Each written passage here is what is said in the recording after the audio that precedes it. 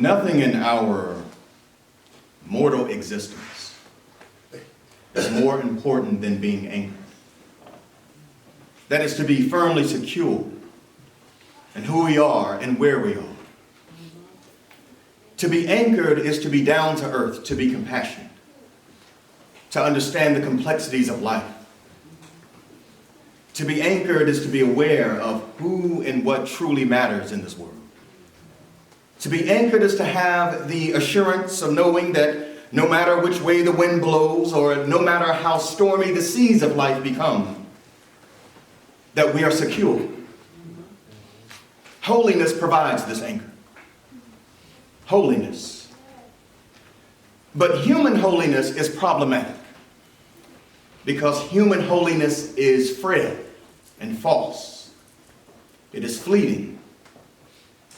Therefore, God's holiness is required to secure our lives, our walking and our talking and our being, because human holiness, to put it politely, can be sometimey, whereas God's holiness is perfect and resolute.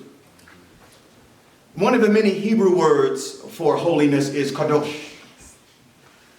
Kadosh. And kadosh speaks to the ever-present reality of God's holiness. It speaks to how God's presence is always with us and exists in the midst of our lives. It is ubiquitous and it is permeative. That is, it's everywhere, but it also moves in and through everything. God's holiness is inescapable. And when the angels, the heavenly hosts, the cherubim and the seraphim sing this word, holy, they sing it in such a way that they are celebrating the awesome power of an omnipotent God who is our sustainer and our redeemer, that no thing that we experience is too small or insignificant for God. And at the same time, nothing is so ominous or so seemingly invincible that God will not walk with us and help us to conquer it. God's holiness anchors us. My father's soul was anchored in the Lord. For 86 years, he was forever in the hollow of God's divine and perfect hand. The Bible tells us that we are promised 70 and 10 more if we have the strength. It is divinely fitting then, as my father gave his life to the Lord when he was 6 years of age.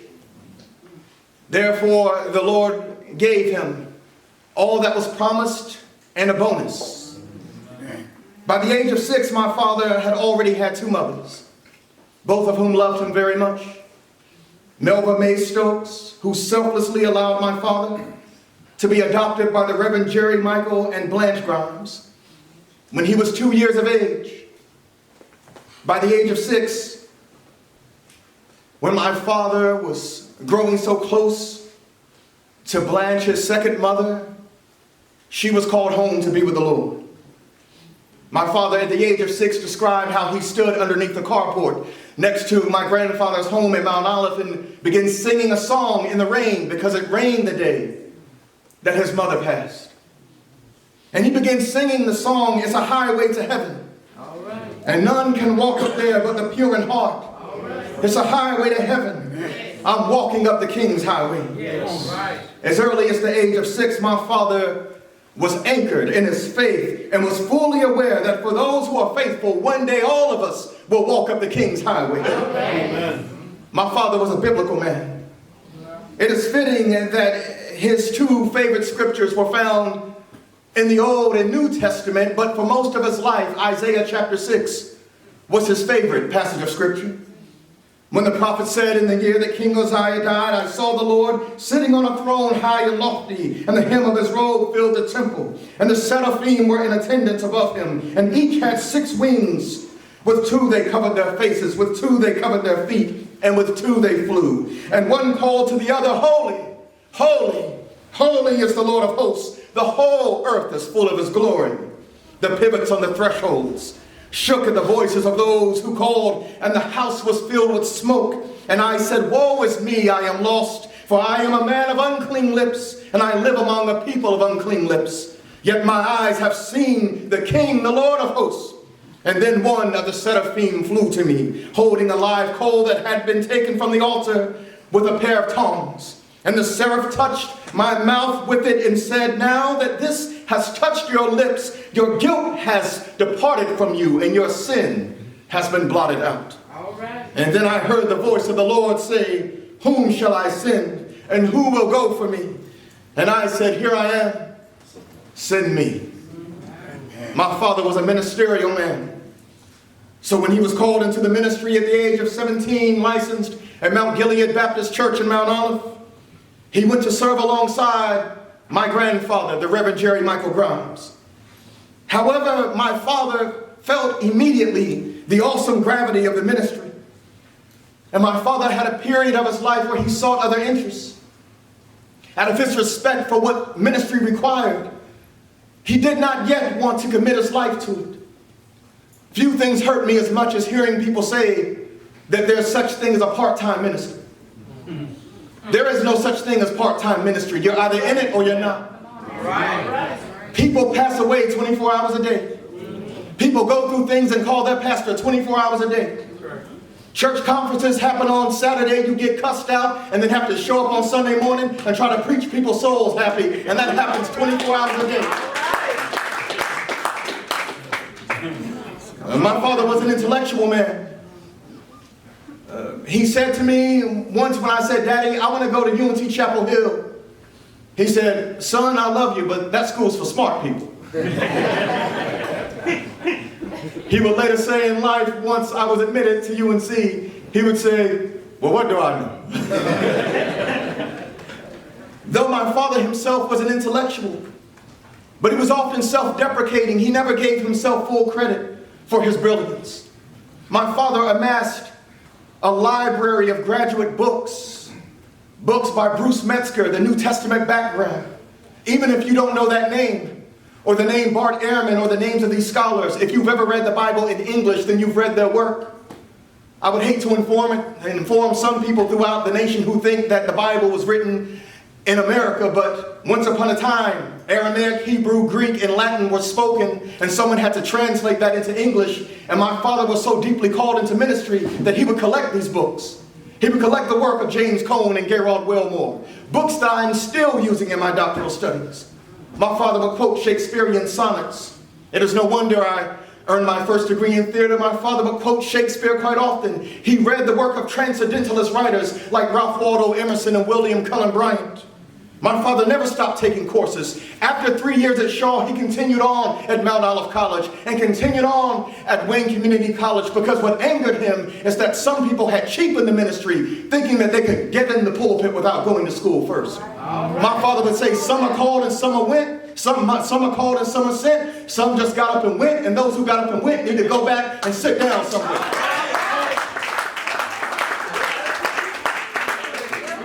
Because my father was not only a minister, my father was a pastor. There's a difference.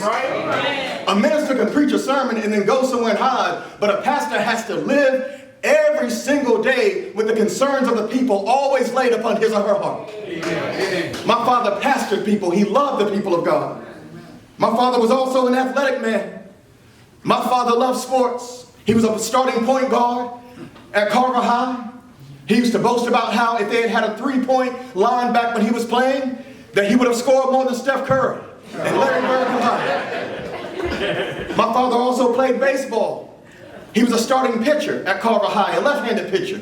Had a natural slider and a natural breaking ball that he would throw. And not only that, he was a boxer. He loved boxing. And after 3 years at Shaw, when he joined the United States Air Force, and I want to make a point to say this was a time during the draft. My father volunteered, knowing he would go to war. He volunteered for the Army, but the recruiter looked at his test scores and his battery test scores and then decided to verbally ask him 2 more questions. Because he said, I know of a place for you in the Air Force where your aptitude would fit better. But my father went in to join the Army as his father had served in the Army.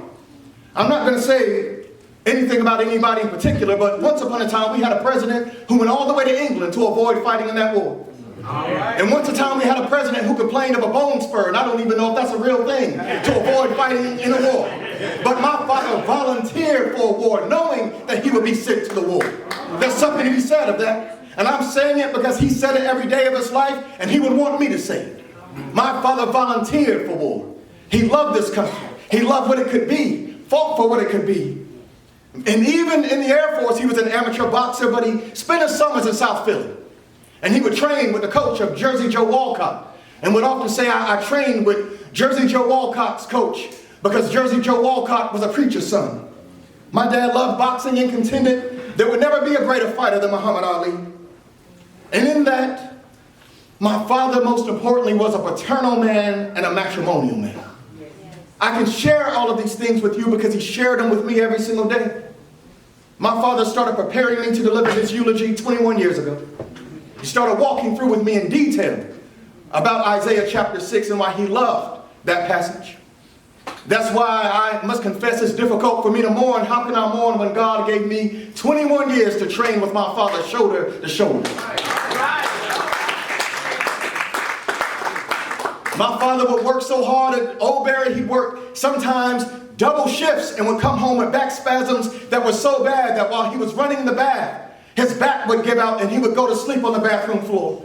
And my mother, being loving, would put a pillow underneath his head and would show me and say, look how much your daddy loves you. He could have run away, but he didn't. He could have just run out, but he didn't. He stayed and not only worked, he's working so that you can have more than he ever had. Look how much he loves you. That he comes home and can't even stand on his feet when he's done working. All right. My father told me of my mother, and I wrote this down when he told me this 10 years ago.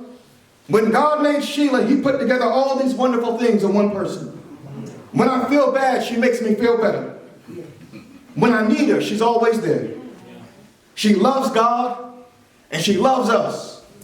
And he said to me, you remember something, we'd be nowhere without your mom. All right. My father would have never been able to do all that he did, and he would say this, without my mother. She was beside him every step of the way.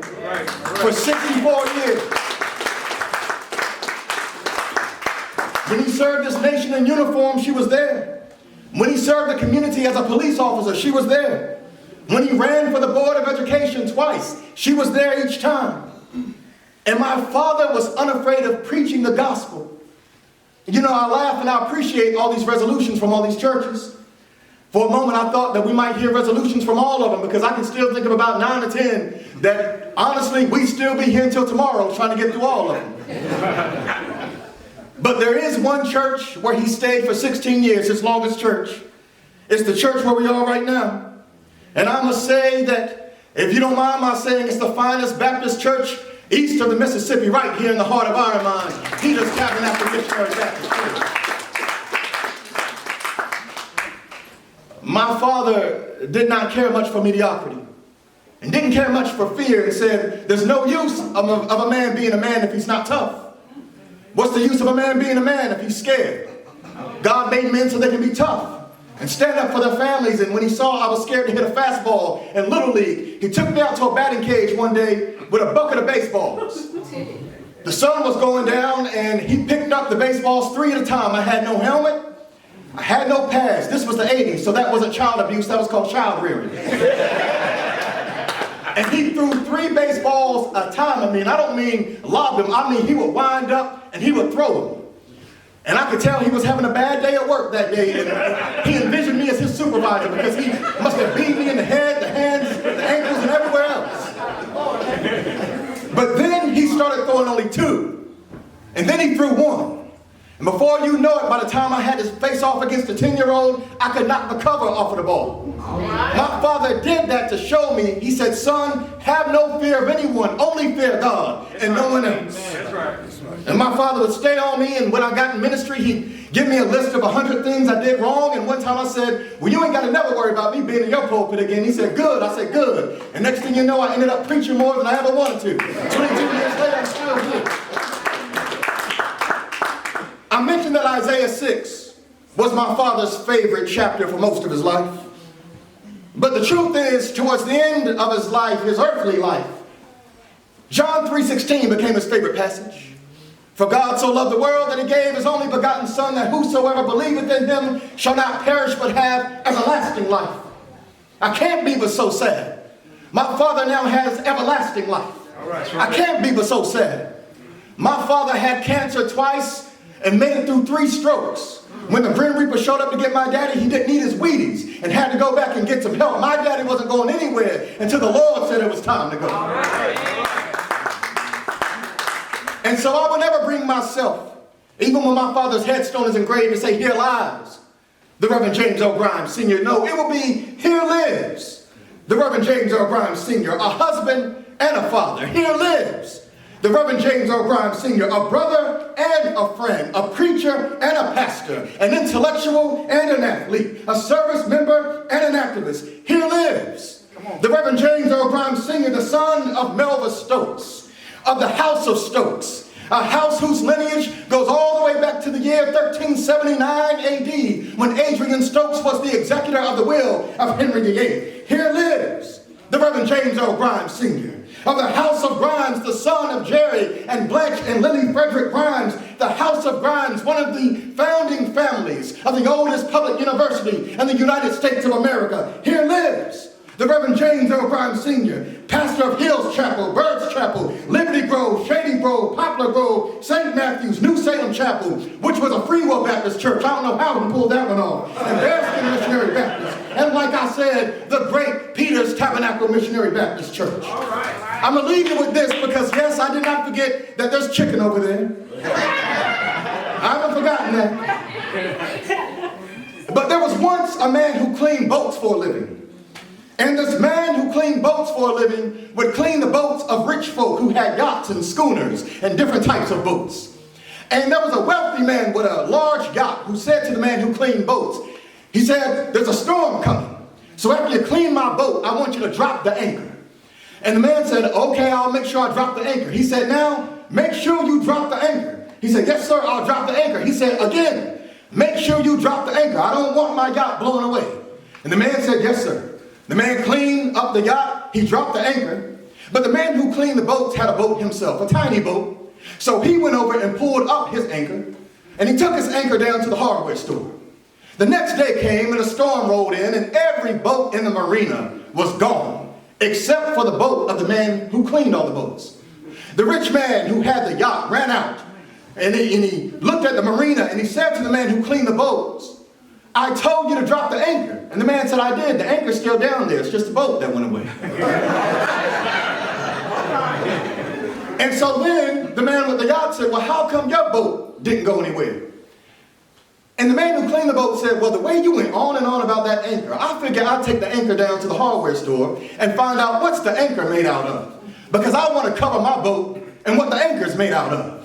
And he said, so my boat didn't really go anywhere because it just had to make it through the storm because it's covered out of what the anchor's made out of. Beloved, the love of God is our anchor. And the blood of the Lamb is our anchor. When you go through the storm of life, make sure you're covered by what the anchor's made out of. Our ancestors said, in the Lord, my soul is anchored in the Lord. Our ancestors would say, I'm going to pray and never stop, for my soul is anchored in the Lord. Not until I reach the mountaintop. My soul is anchored in the Lord. So the question is, are you anchored? Do you know him? Do you love him? Do you serve him? You're all awfully quiet. If you want to get to the other side, I'm asking you, do you know him? Do you love him today? Do you serve him? Do you have a testimony? Has it been good to you? Ain't it all right? I'll tell you right now, I want you to rejoice. My daddy's on the other side, sparring with Muhammad Ali. He's sparring with the greatest in the presence of the greatest. You know, I looked at my daddy. I said, Daddy, how can Muhammad Ali get to the other side? I said, according to John 14:6, Jesus said, I'm the way, the truth, and the life. No man comes to the Father except by me. But then my daddy said, yes, but in John 10:16, he also said, other sheep have I, who are not of this fold. And Muhammad Ali is in that fold. He's up in heaven because Muhammad Ali can go anywhere he wants to go. So no, my daddy's over there with Muhammad Ali, and he's got a bucket of baseballs, and he's throwing them